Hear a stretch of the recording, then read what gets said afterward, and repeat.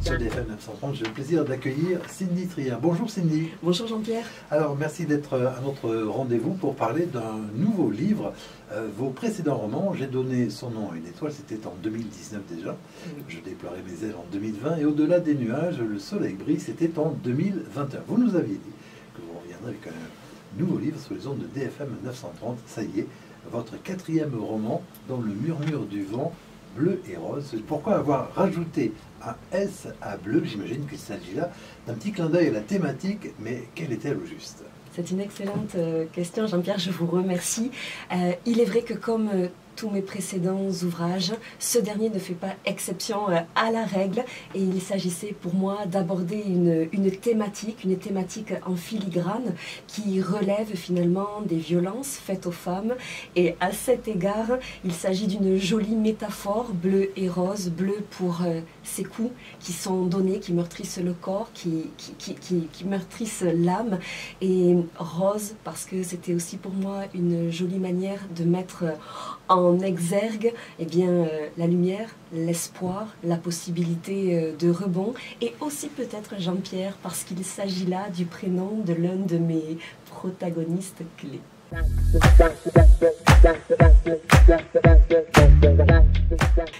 Quand bien même tous ces livres peuvent être lus de façon totalement indépendante, c'est vraiment un point d'ancrage pour moi de faire en sorte que chaque lecteur puisse choisir l'ouvrage qui lui tient à cœur.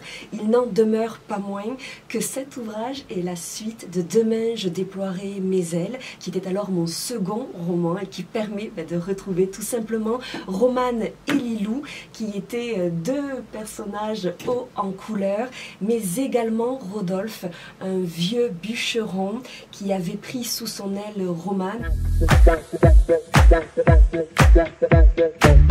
Quatrième roman de Cindy Trier, notre invité sur DFM, Dans le murmure du vent. Alors, en le lisant, on découvre que les dialogues sont entrecoupés de jolies lettres d'amour extrêmement poignantes et au style d'écriture proche de celui de nos grands-parents. Pourquoi ce choix? Alors, c'est assez étrange comme situation, mais je crois que depuis toute petite, j'ai toujours été captivée, toujours été embarquée par la puissance des lettres de nos anciens.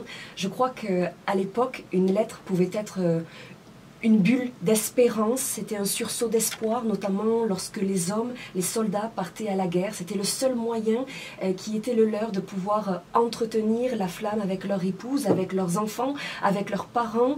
Et je crois que ces choses-là se sont avec le temps perdues, en ce sens qu'aujourd'hui on envoie des SMS, on se téléphone, on s'offre des visios, mais finalement les messages que l'on échange sont plus peut-être creux, plus génériques, moins subtils dans les émotions. Et j'avais envie, peut-être à l'image de ces lettres merveilleuse qui était celle des poilus pendant la Première Guerre mondiale, et bien d'essayer de remettre les mots à l'honneur. Oui, avec plaisir, je vais vous lire un extrait d'un extrait pour que ça ne soit pas trop long pour nos auditeurs. 3 mai 1957. Ma bien-aimée Rose, te lire est sans aucun doute ce qui s'apparente le plus à cet oxygène dont je manque si cruellement depuis notre séparation. Te savoir enfermée entre les murs clos d'un couvent me fend le cœur.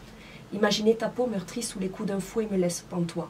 Je voudrais pouvoir fermer les yeux, oublier cette infâme succession d'injustes événements et voler à ton secours. La seule chose qui m'aide à tenir face à l'ignominie de la situation est la rencontre apaisante d'un frère d'armes, aussi perdu et déboussolé que moi. Il s'appelle Albert, et il compte à son actif tout juste un printemps de plus que nous. Si tu savais comme j'ai eu peur lorsque l'on m'a enjoint de monter dans le bateau vétuste qui attendait patiemment sa cargaison de nouveaux soldats. On nous a parqués en fond de cale et ballottés d'un bout à l'autre par le flot continu des vagues. Nous avons été malades, tous, à tour de rôle. Puis une fois débarqués, nous avons été sommés de monter dans des camionnettes militaires, lesquelles nous ont conduits à travers les méandres d'une première ville. Mais très vite, le paradis a laissé place à des pancartes et des murs criblés de balles. Partout, gisaient des corps atrophiés, mutilés et pour partie recouverts par des toiles. Alors pour le coup, je pourrais en lire beaucoup plus, mais je me permets de...